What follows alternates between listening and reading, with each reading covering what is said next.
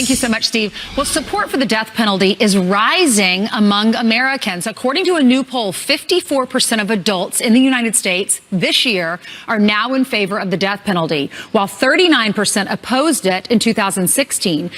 And 49% favored and 42% opposed. So why the spike and what does this tell you? Here to debate this is attorney Elliot Felig, who served as a prosecutor in the Manhattan DA's Office of Homicides and Major Cases.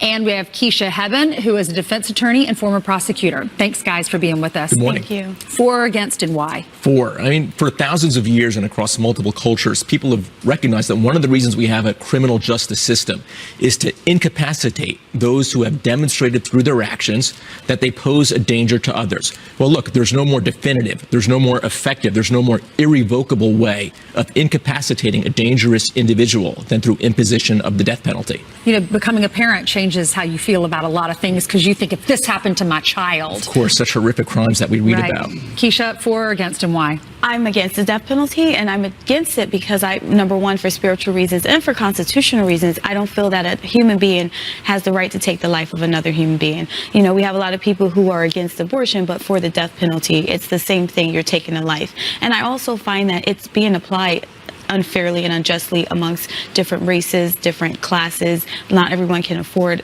a good attorney. And it also, from statistics that I've seen, it does not necessarily deter criminals from committing these heinous crimes. Why do you think that the statistics have changed? Why do you think more Americans now are in support of this, Elliot? Well, look, it tends to track with the crime rate. So violent crime rates and homicide rates have ticked up in recent years. But I also think when people read about like 10,000 MS-13 gang members and connected to MS-13 often connected to some pretty horrific crimes. And then there's a perception that law enforcement is holding back, or that politicians are forcing law enforcement to hold back. That makes people rebel and want to see more aggressive action, and what's perceived as more aggressive than the imposition of the death penalty. Keisha, why do you think the numbers have gone up? Well, I feel that our country has been so divided politically right now, and a lot of compassion has been absent, in my opinion. So I agree that a person who commits a crime, murders someone, rapes someone, should be punished. I think the death penalty is actually giving them a break. Like, they should suffer and sit in prison. So I think a lot of people are just going, with hard on crime, prosecute and kill them, instead of saying, you know what, let them suffer, let the victim see,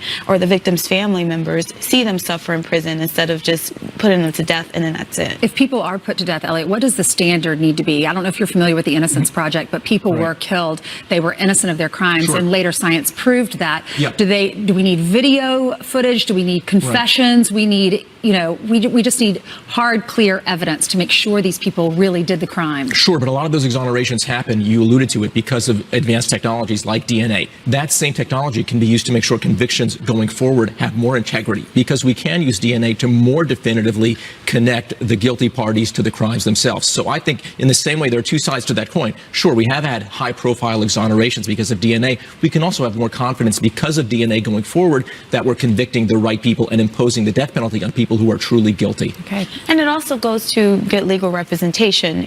Someone who may not be able to afford a private attorney and has a public defender who's overworked, they may not push for, well, we need more evidence. And, a lot of times the demographics has a role in it as well.